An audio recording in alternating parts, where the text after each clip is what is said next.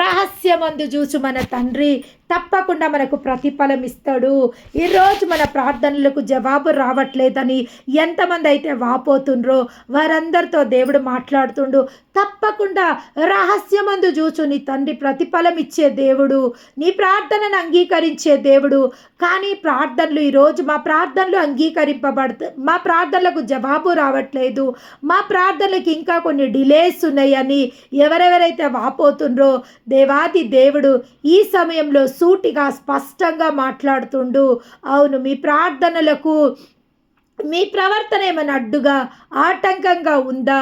ఒకసారి ఏందంటే మనం ఏదైనా మాట ఇచ్చింది నెరవేర్చకుండా ఉన్నవారమై ఉన్నామా? దేవుడు ఈరోజు మనని ఒక మారు పరిశీలన చేసుకోవాల్సిన వారమై ఉన్నామని దేవుడు ఈరోజు చెప్పడం జరుగుతుంది. వ్యర్థమైన మాటలు ఏమైనా మన ప్రార్థనలో వ్యర్థమైన మాటలు కలిసి అవి కలుషితం అవుతున్నాయా?